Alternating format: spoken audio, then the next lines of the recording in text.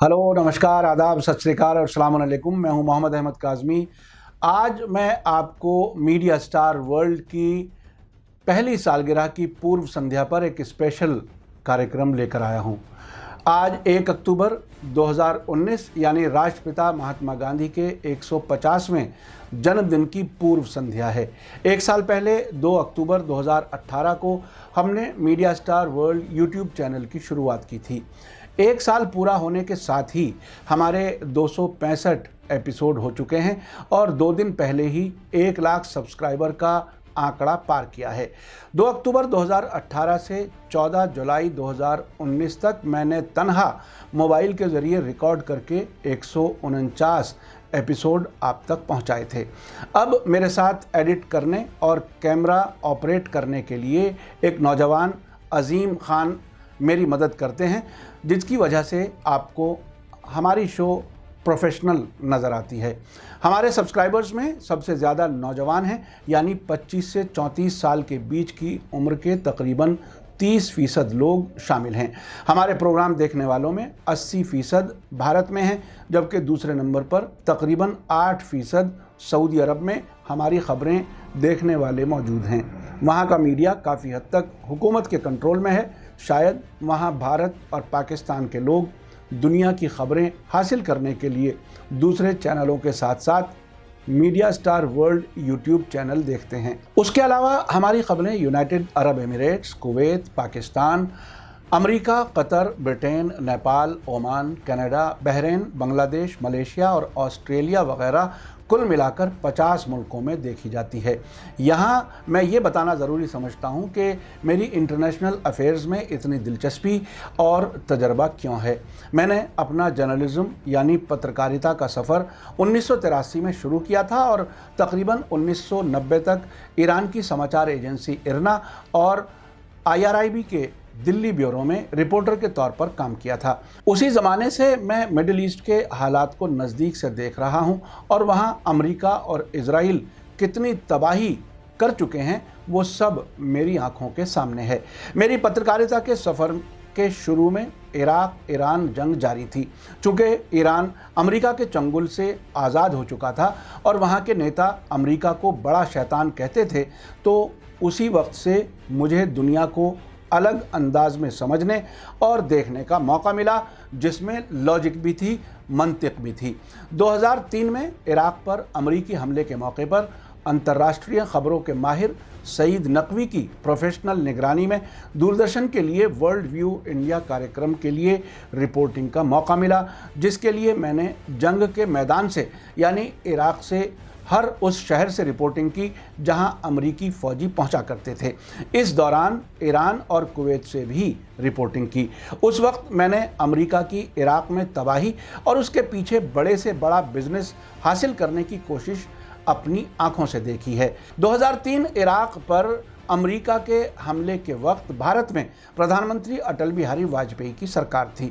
उन्हें सईद नकवी ये समझाने में कामयाब हो गए कि 2001 की अफ़गानिस्तान जंग हमने CNN और BBC की आंखों से देखकर गलती की है। हमें इराक जंग अपनी यानी हिंदुस्तानी आंखों और अपने हितों के हिसाब से देखनी चाहिए। 2003 जंग के दौरान दूरदर्शन पर वर्ल्ड व्यू इंडिया की कवरेज ऐसी थी कि दुनिया का मीडिया हमारी खबरें इस्तेमाल करने लगा था। लेकिन कुछ ही महीने में विदेशी दबाव में आकर दूरदर्शन ने उस प्रोग्राम को कमीशन कैटेगरी से निकालकर स्पॉन्सर कैटेगरी में डाल दिया, जिसके नतीजे में उसे आखिरकार बंद करना पड़ा।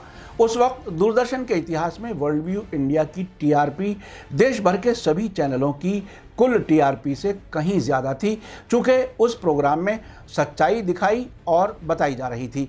नौकरी छोड़ने के बाद मैंने मई 1993 से मार्च 2012 तक मीडिया स्टार फीचर एजेंसी चलाई, जो देश भर में उर्दू और हिंदी अखबारात को हफ्ते में 4 आर्टिकल तैयार करके मुहैया कराती थी। उर्दू जर्नलिज्म में ये मुल्क की बल्कि दुनिया भर में पहली ऐसी फीचर एजेंसी थी जो किताबत कराकर कॉलम साइज में आर्टिकल तैयार हालत में अखबारात को देती थी, जिसे अखबारात के एडिटर बआसानी कैंची से काटकर अपने कॉलम में पेस्ट करके छाप लेते थे। आज की नई नस्ल को ये बताना भी ज़रूरी है कि किताबत क्या होती है। ये ऐसी आर्ट है कि इसका आर्टिस्ट ख़ास किस्म के कागज़, जिसे मिस्तर कहा जाता है, उस पर एक ख़ास कलम से लिखता है। कंप्यूटर आने से पहले वही लोग उर्दू के अखबारात और किताबें लिखा करते थे। अब तो इस कला के बारे में बहुत कम लोग जानते हैं। उस ज़माने में कंप्यूटर बहुत कम और बहुत महंगे होते थे और कंप्यूटर पर उर्दू टाइपिंग भारत में आम नहीं हुई थी। ये एजेंसी बहुत ही कम मुद्दत में न सिर्फ मुल्क में बल्कि दूसरे ममालिक में भी बहुत पॉपुलर हो गई। 1993 में जब मीडिया स्टार फीचर एजेंसी शुरू की थी, ये वही वक्त था जब अयोध्या में बाबरी मस्जिद को ढाए हुए कुछ ही महीने गुजरे थे। हालांकि इससे पहले अंग्रेज़ी ज़बान में मैं जर्नलिज़्म करता था, लेकिन उस वक्त मैंने समझा कि मुल्क के हालात को बेहतर करने के लिए ज़रूरी है कि उर्दू और हिंदी अखबारात में अच्छे और सब धर्मों को जोड़ने वाले आर्टिस्ट मुल्क भर में छपने चाहिए। उस मिशन में हमारी कोशिशें काफ़ी हद तक कामयाब रहीं। 2012 में कुछ मुश्किलात की बिना पर यह सफ़र रुक सा गया था। उसके बाद इस दरमियान मैं कुछ बरस एक टेलीविज़न चैनल के ख़बरों के एक पोर्टल यानी वेबसाइट के लिए लिखने का सिलसिला जारी रखा। मई 1993 से मार्च 2012 तक मीडिया स्टार फीचर एजेंसी के साथ साथ मैंने दूरदर्शन के लिए उर्दू खबरें भी पढ़ी हैं।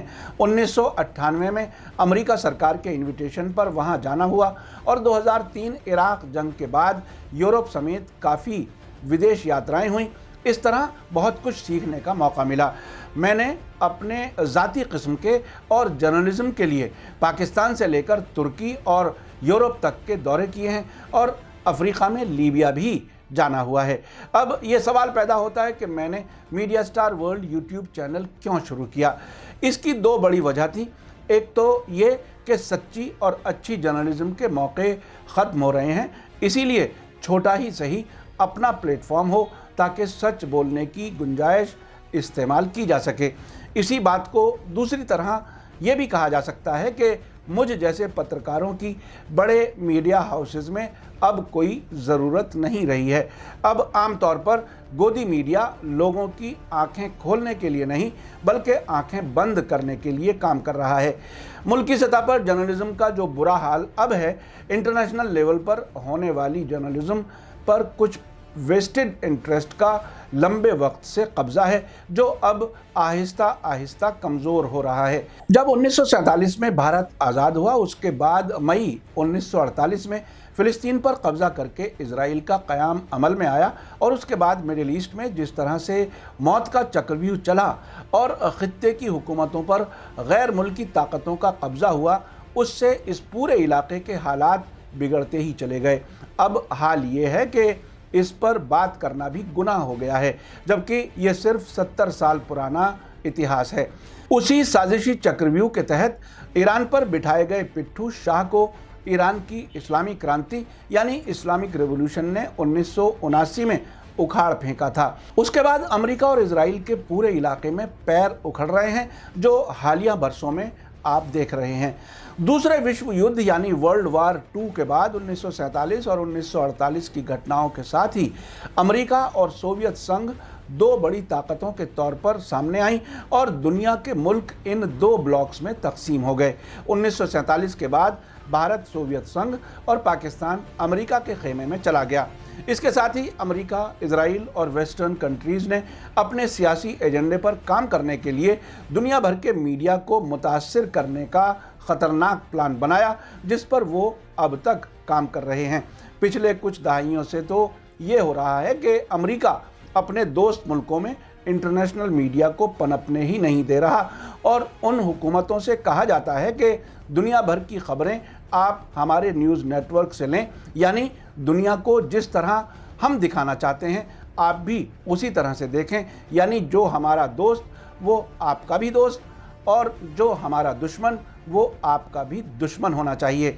इस तरह से इन मुल्कों की विदेश नीति यानी फॉरेन पॉलिसी पर भी कब्ज़ा कर लिया गया, यानी मुल्कों की हुकूमतों और मीडिया दोनों पर हुकूमत करने में पश्चिमी मीडिया ने बड़ा रोल अदा किया है। इसी के साथ ये विदेशी ताकतें अपने दोस्त मुल्कों की सरकारों और जनता का एक ख़ास नज़रिया बनाने में कामयाब होने लगे। यही सब हम भारत में भी देख रहे हैं।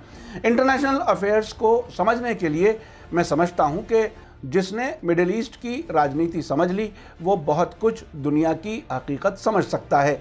मैं ज्योग्राफी यानी भूगोल का स्टूडेंट रहा हूँ और मैंने 1979 से 1982 के दरमियान दिल्ली यूनिवर्सिटी से BA ऑनर्स ज्योग्राफी से की है।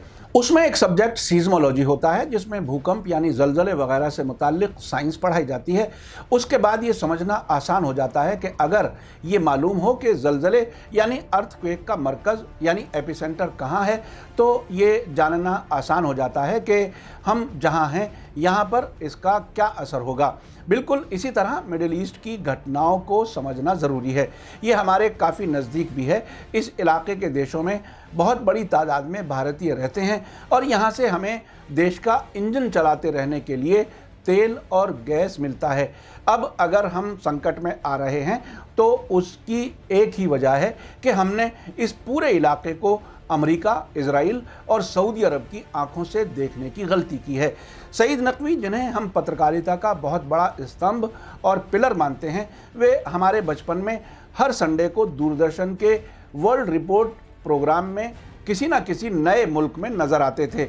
पत्रकार के तौर पर वे हमारे लिए एक आइडियल हैं। उन्होंने 110 से ज़्यादा मुल्कों से रिपोर्टिंग की है। उनका कहना है कि भारत एक बड़ा मुल्क है जो अंतर्राष्ट्रीय सतह पर बहुत अहम है। हमें दुनिया को अपनी आँखों से देखना चाहिए ताकि हम अपने फ़ायदे और नुकसान को देखते हुए दुनिया को समझ सकें। ऐसा ना हो कि विदेशी ताकतें हमें अपने मीडिया के ज़रिए बेवकूफ़ बनाकर हमें लूट कर चली जाएं और हमें पता भी ना चले, यानी हम दुश्मन को दोस्त और दोस्त को दुश्मन समझते रहें। मेरा समझना है कि फ़ैसलों में गलती तभी होती है जब हम अपने दोस्त को दुश्मन और दुश्मन को दोस्त समझते हैं। आज के महंगाई के दौर में ये तो बहुत मुश्किल है कि मुख्तलिफ मुल्कों में जाकर अपने लोगों और देश को दुनिया की हकीकत से आगाह किया जा सके। इसलिए मैंने अपने तौर पर तय किया कि शुरुआत में हम दुनिया के मुख्तलिफ मुल्कों में मीडिया पर नज़र रखें और उसमें भी सच्चाई छांटकर अपने दर्शकों और व्यूवर्स तक पहुंचाएं ताकि जितना मुमकिन हो हकीकत को बयान किया जा सके। पिछले तकरीबन 30 सालों में अमेरिका और इजराइल के नज़रिए से अलग हटकर कुछ मुल्कों का मीडिया अपने तरीके से खबरें दे रहा है, जिससे झूठी कैंपेन करने वालों को परेशानी का सामना है। मैंने जब 1990 से मिडिल ईस्ट में जाना शुरू किया तो शुरुआती सालों में देखा कि उन मुल्कों के अखबार विदेशी समाचार एजेंसियों की खबरों को ही छापते थे, चाहे वे खबरें उनके ही मुल्क से हों। मिसाल के तौर पर तेहरान और बगदाद के अखबारात में अपने ही मुल्कों की खबरें वेस्टर्न मीडिया जैसे BBC, रॉयटर्स और AFP की छपा करती थीं। 2002 में जब सद्दाम हुसैन हुकूमत का आखिरी साल था, उस बरस मैं वहाँ 2 बार गया था। बगदाद में सद्दाम हुसैन के महल के नज़दीक, जिसे अब ग्रीन जोन कहा जाता है और जहाँ अब अमेरिका और ब्रिटेन वगैरह की एम्बेसियाँ मौजूद हैं, उसके पास मिनिस्ट्री ऑफ इंफॉर्मेशन हुआ करती थी, जहाँ सरकारी इराक़ी न्यूज़ एजेंसी, टेलीविज़न और अखबार के दफ्तर थे। उस वक्त अमेरिका के साथ तनाव शुरू हो चुका था। एक बार मैंने देखा कि वहाँ के इंफॉर्मेशन मिनिस्टर की प्रेस कॉन्फ्रेंस उसी बिल्डिंग में हुई। उसी बिल्डिंग में इराक़ी मीडिया के अलावा विदेशी न्यूज़ एजेंसियों के दफ्तर भी मौजूद थे। अगले दिन देखा कि इराक़ी अखबारों ने रॉयटर्स की खबर अपने यहाँ छापी थी, यानी वो खबर जिसमें उनका इंफॉर्मेशन मिनिस्टर अमेरिका से टकराव के बारे में बोल रहा था, वो खबर भी खुद इराक़ी मीडिया में वेस्टर्न मीडिया की लिखी हुई छपी थी। ये सब कहने का मेरा मकसद ये है कि इन मुल्कों में मीडिया डेवलप ही नहीं होने दिया गया जिन मुल्कों से अमेरिका के अच्छे ताल्लुकात रहे थे। हमारे देश में तो बहुत ही डेवलप अच्छा मीडिया रह चुका है, लेकिन यहाँ भी अब जो हाल मीडिया का हो रहा है वो सब आप जानते हैं। इंटरनेशनल अफेयर्स को कवर करने के मामले में हमारा भारत का मीडिया भी अब उसी वेस्टर्न मीडिया को ही कॉपी कर रहा है। हद तो यह है कि हमारा रेगुलर रिपोर्टर काठमांडू तक में भी मौजूद नहीं है। कुछ उन मुल्कों में बहुत ही कम हमारे रिपोर्टर हैं या वहाँ जाते हैं जहाँ भारत के प्रधानमंत्री और राष्ट्रपति विदेश यात्राओं पर जाते हैं। इन हालात में मैंने अपनी लिमिटेशंस को ध्यान में रखते हुए ये फैसला लिया कि media star world YouTube channel पर ऐसी इंटरनेशनल खबरें ख़ास तौर पर पेश की जाएं जिनसे भारत का कोई ना कोई सरोकार हो।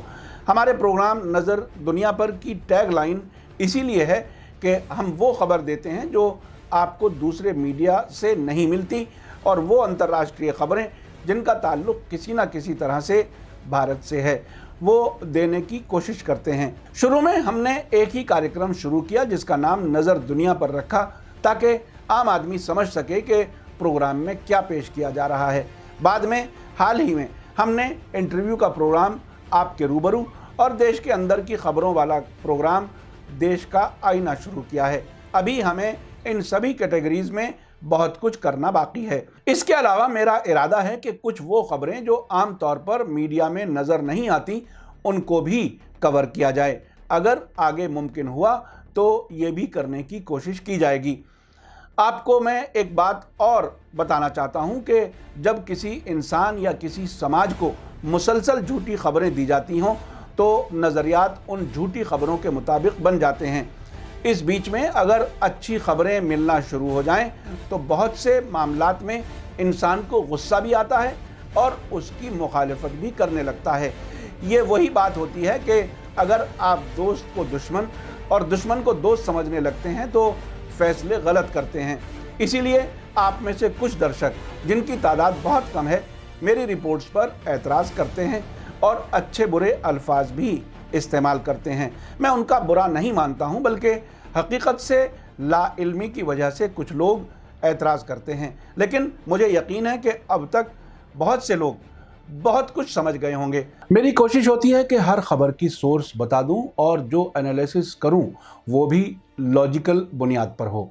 इसी के साथ मुझे दीजिए इजाज़त। धन्यवाद, शुक्रिया। जय भारत, जय हिंद।